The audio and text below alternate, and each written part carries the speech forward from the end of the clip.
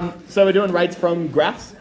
Now, looking at these examples, we've got three. We've got the speed of a car that travelled 280k in 4 hours. Cost per student, if an excursion for 21 students costs $739.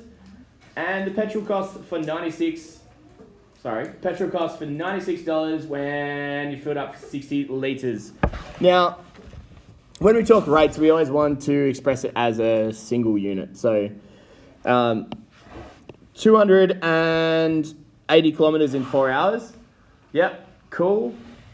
But I want to know, when we talk speed of a car, what are we talking? What's the rate of a speed of a car? Usually kilometres or miles per hour. Yeah, no, we're not doing miles. You might be used to that, but just kilometres per hour. So it's all per hour. How would I figure out what per hour is there? Divide by 4. Yeah. So to figure out how many kilometres per hour there, I've travelled 280 k's in 4 hours. So the average speed would be 280 divided by 4. What's 280 divided by 4? 70. So your rate is 70 kilometres per hour. As a general rule, to express a rate, you need to have per in there. So it's a distance per something.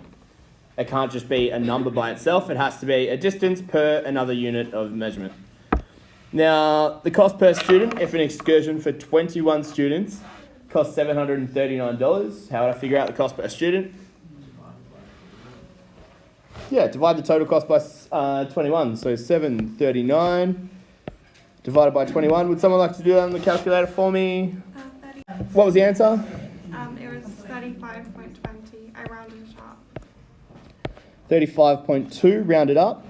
Now that's, as a rate, that's $35.2 per student. And if you don't write it like that, it's not a rate. 2 seconds. Everyone needs to work out the next one for me. Does everyone agree with $1.60 per litre? Sure. So if it was $96, why is it doing that? $96 for 60 litres. We divide 96 by 60, and that is equal to 1.6 or $1.60 per litre. Is rate starting to make sense? Yeah, so it's $1.60. Now, a rate is just expressed as a change in quantity over a change in time, or in another unit. So there it was change in quantity and a change in litres, or a change in cost and a change in students, or something like that. But that's a good rule to have written down. Just jot that down for me now. All right, now we need to look at rates on a graph. So we're not given the numbers. We're figuring out rates on a graph. So imagine this is like, how long it takes a bath to fill up. Yeah, let's go bath. That makes sense. I'll call it bath fill time. Fill time. How did I do that? There you go. So can you quickly just draw something down that looks reasonably like this? It doesn't have to be perfectly to scale. So now we need to look at the rate. How are we going to figure it out? So what are the two units that we've got that we're dealing with? Minutes and volume. Minutes and volume. And look back to the rule you wrote probably 2 slides ago. Change in quantity over change in time, yeah? Yes? So let's pick 2 points on the graph. Let's go here. Start nice and easy, down at 0. Can everyone see the green? Yes. I can't, I'm colourblind. So I'll just go blue.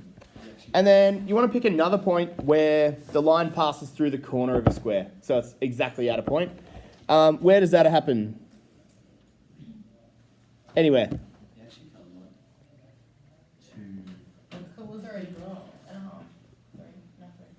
At what x value does that line pass through? 2.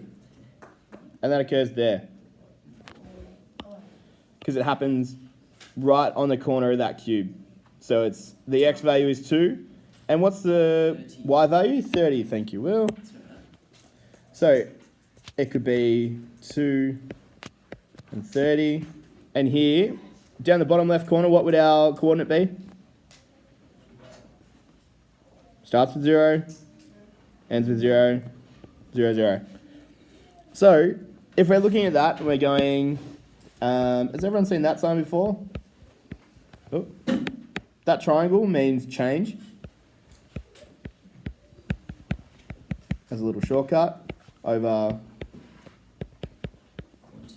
change in quantity over change in time. So what's the change in quantity? So here we're looking, quantity is the litres. How much does that change between the 2 points? 30. So it's 30. And when that changes, so when it's changing 30, how much does time change? 2. What's 30 over 2? 15. So our rate would be 15 litres per minute. Does that make a bit of sense? Yes. Yeah. It's all stuff that you probably would have done before, but just maybe not in that graph form. I'll give you another couple of seconds, copy that down if you need. Now we've got a graph that's not just one big straight line. It's separated into 3 kind of sections. So let's find the average speed. So average speed, we're not looking at the line in between, we're literally just looking at the start and the end. So let's look at the start and the end. Start is here, let's call that point 0, 0, because it is. That's the start. And then our end point is here. What are our coordinates for that end point? 240. Yeah. All right. So we're doing change in quantity over change in time. In this case, quantity is the distance. So what's our change in distance from the start to finish? 240. Correct. And what's our change in time? 4. 240 divided by 4 is? 70. Close. 60. Why'd you skip the first one? Oh, that's actually the one I'm doing right now. Sorry, that's the one I'm doing right now.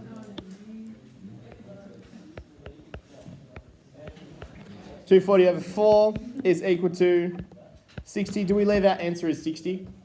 No, 60. Yep. Make sure there's a rate on the end. Thank you, Aston. Kilometres. Slash. Oh, name drop. Here we go. Alright, so find the rate for the first hour now. Let's forget about those other 2 points. Oh, just the last point. First hour. What's the coordinate after the first hour? 61 or 160? 160. X value first. So what's our change in quantity? What's our change in time? 60 over 1 is the same as saying...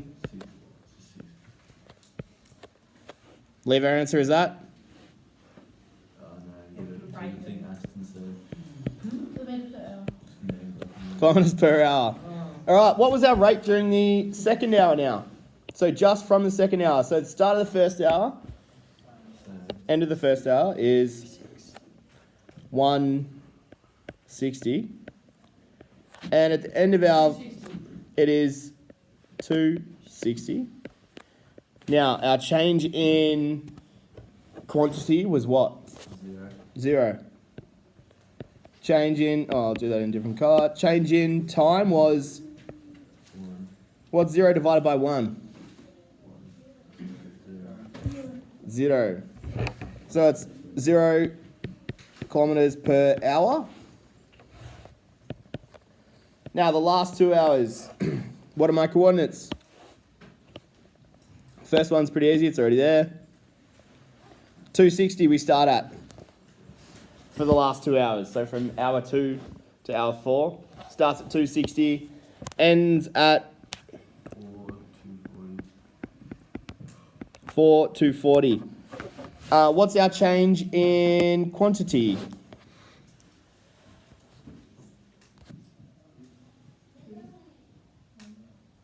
Quantity. So in this case, quantity is distance. That's all right. Quantity is distance, so our y values. What's the change? Someone say it? Yep.